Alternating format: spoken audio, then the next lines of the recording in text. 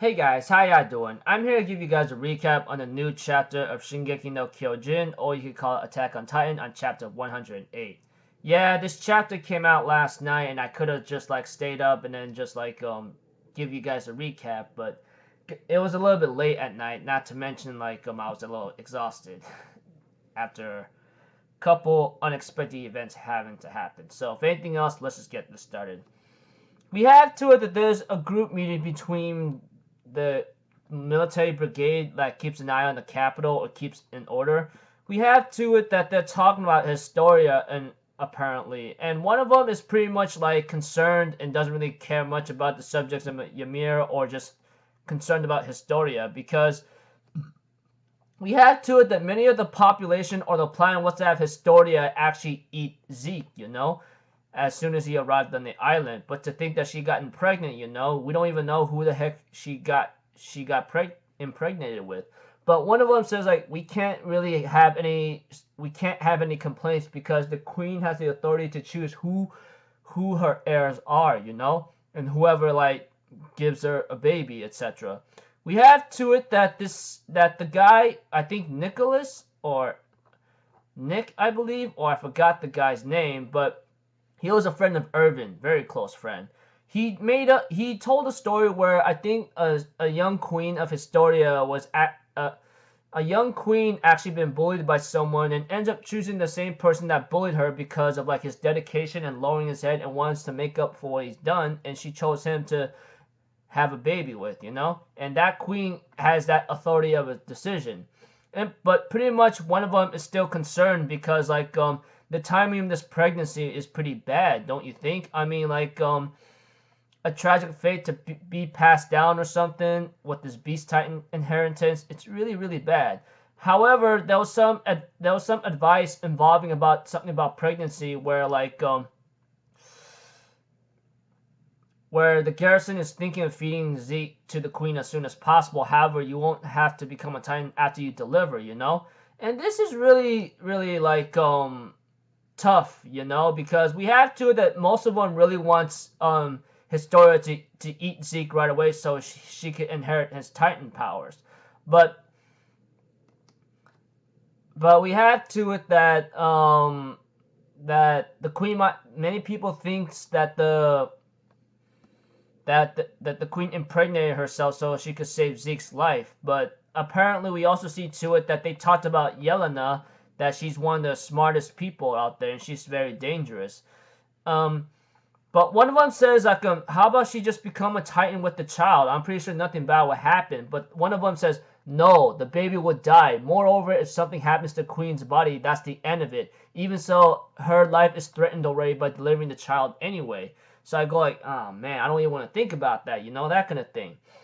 And we have to it that one of them asks Amarlian to bring more bottles of wine, and one of them is actually delivering a bottle of wine, which is to my concern right now.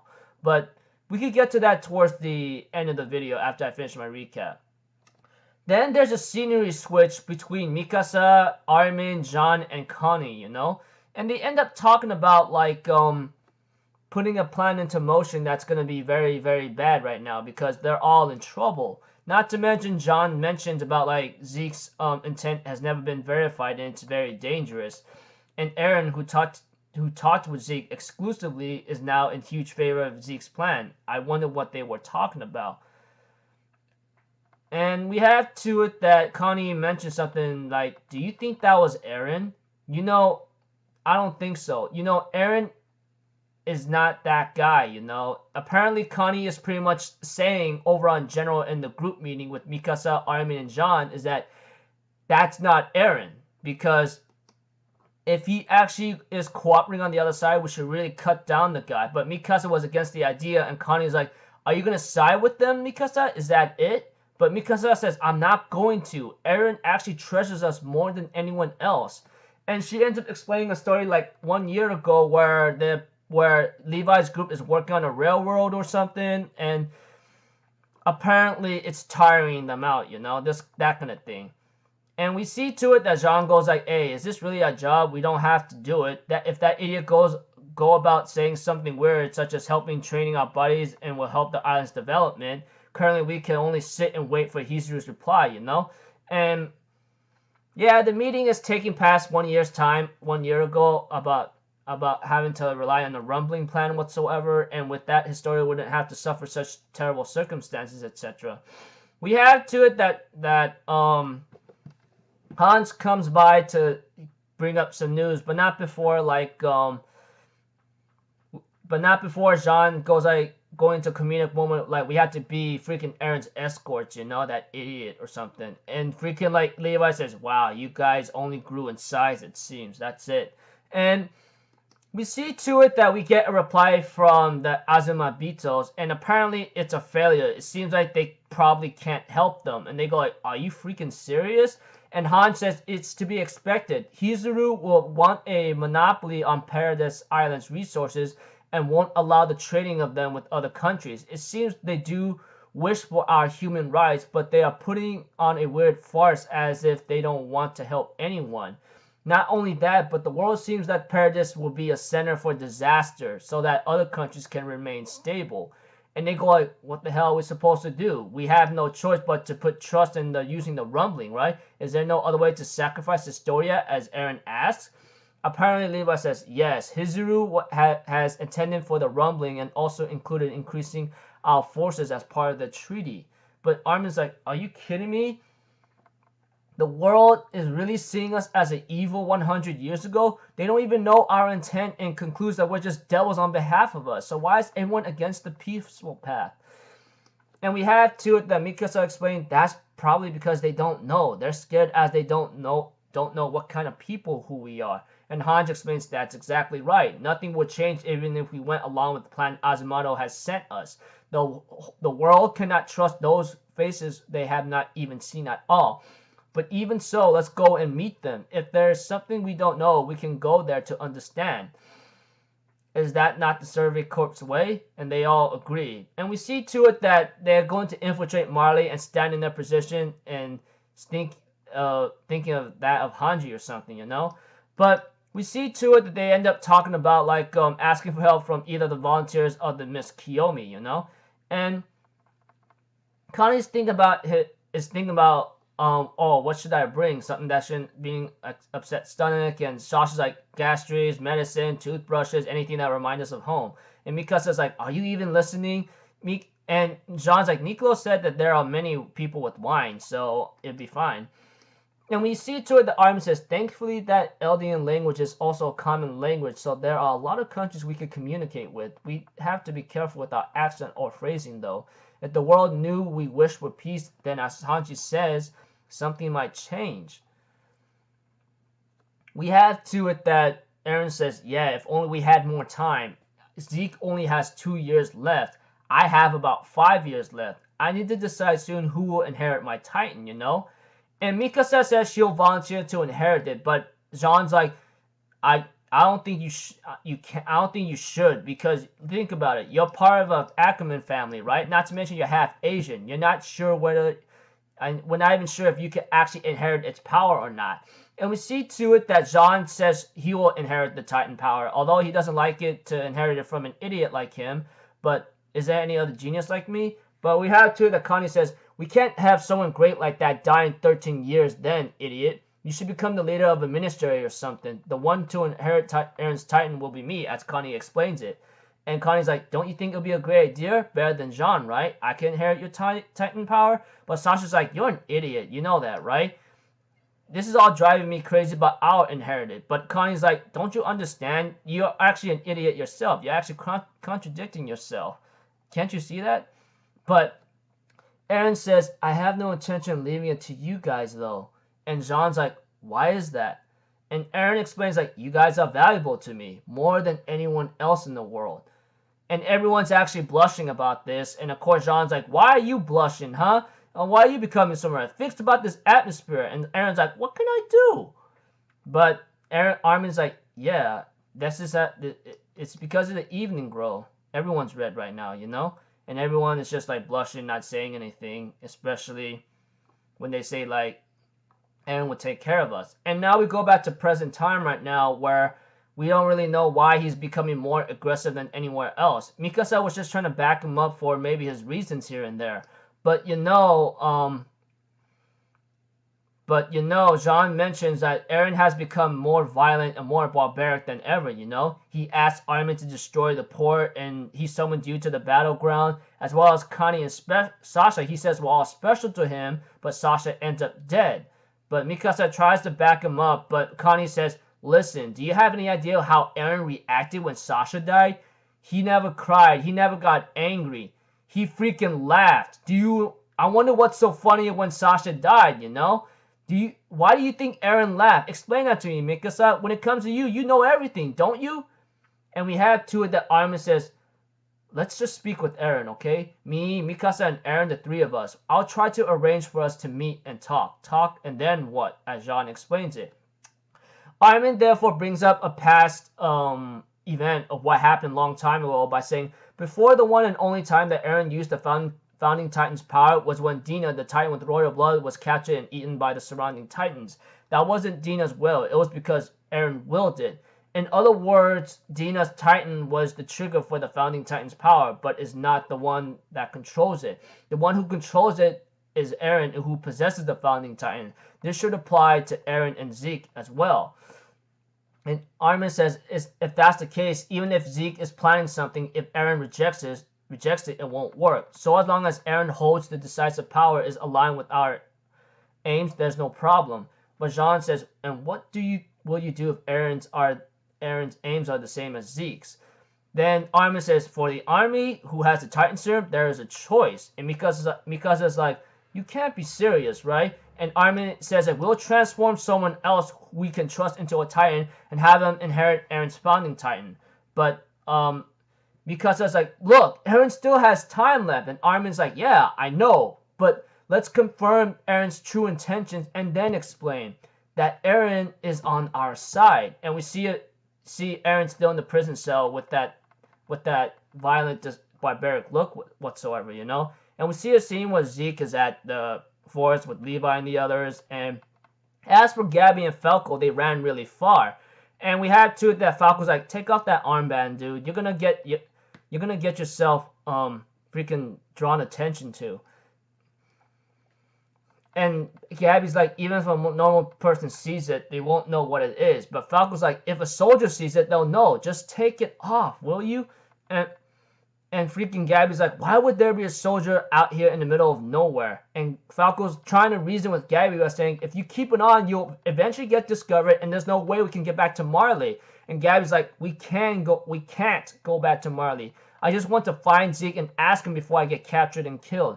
Why did he betray us? Why did he betray us? Why did he betray Marley? Why did he do it? And Gabby's like, you know what? Do what you want. You don't have to follow me. And Falco's like, fine, I'll do what I want then.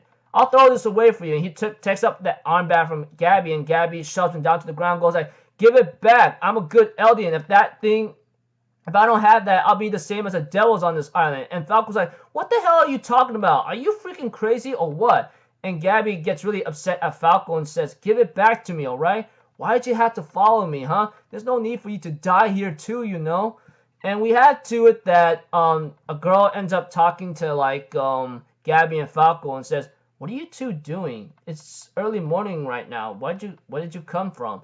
And Gabby makes a lie by saying, I don't want to say. And Falco says, we hate our home and we can't go back, And she goes like, okay, okay. You guys are kind of hungry, right? Come by to my house. Follow me.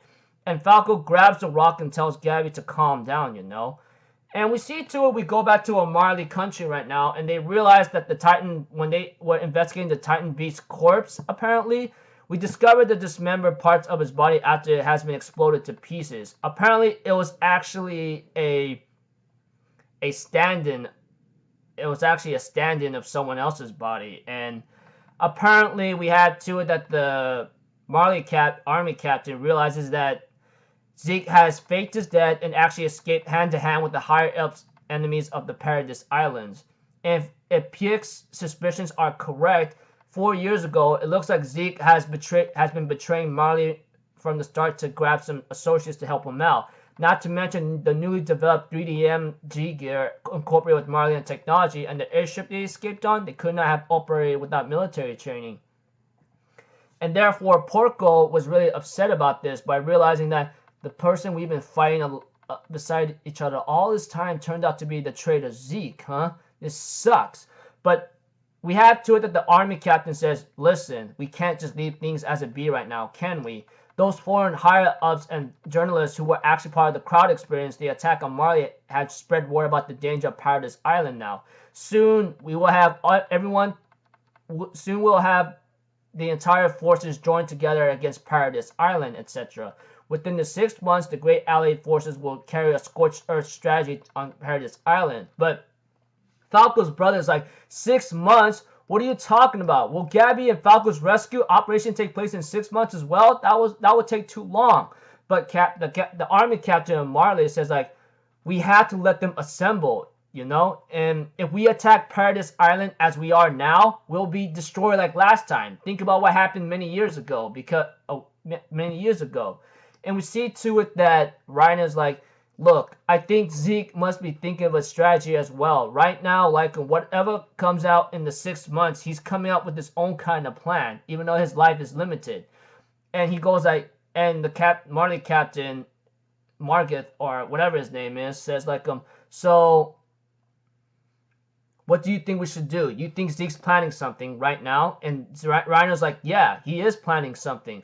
If we are to collapse that plan, we have to wait. We have to attack now and not wait until the Allied forces are assembled. We must carry out an ambush on Paradise Island right now. So, yeah, right now, I'm pretty sure this video must be very long for you guys, and you must be wondering, dang, that's a lot of detail. Let's get to a simple summary. At the beginning of the chapter, it talks about Historia. A group of military police brigade are talking about Historia, you know, about her pregnancy and having to eat Zeke right away, but that doesn't happen. And the second part of the chapter is like Armin, Jean, Mikasa, and Connie talking about Eren, you know, of how aggressive he's been, but he values all of them, which is why he does not want them to inherit his Titan power and die 13 years later. But of course, Jean, Connie, and Armin were having doubts about this. While Mikasa was trying to back Eren up, it seems like it's not working. So Armin decides to, I'll have a meeting with him and talk to him. If things go wrong, we will have someone transform into a Titan and take his power. Should he really have a different goal in mind that could cause all of us to extinction. Then a scene between Gabby and Falco having to like argue over what to do, and then they end up being picked up by a girl next to the river. And we see to it that the final part of the chapter is just Reiner along with Porco, Pieck, and the Marley army captain along with Falco's brother are trying to figure out what to do next. But of course, like they are trying to wait for the Allied forces to be prepared in 6 months, but Reiner is against this and says we should go attack. So pretty much that's the chapter. Part 1 is just like Historia's pregnancy and being talked about it in the military brigade group. And part 2 is just Armin, Mikasa, Jean, and Connie talking about Eren and taking necessary backup plans of what to do to Eren should he go out of control or possibly betray them. And the other part is just about Gabby and Falco escaping, but gets picked up by a girl that she invites them to her house to eat. Then the final part is just like Reiner, Porco, Pieck, along with Falco's brother and the Marley army captain trying to wait until the Allied forces to come about. But Reiner suggests we have to attack now because Zeke is still planning something, which is still true. So yeah. Things kind of gotten really tense in this chapter, and it's not really looking really pretty. I mean, that's for sure. So I really do not know what's really bound to happen next, but all I can really say is it's already getting really dangerous for Paradise Island itself because of what Eren has done, you know?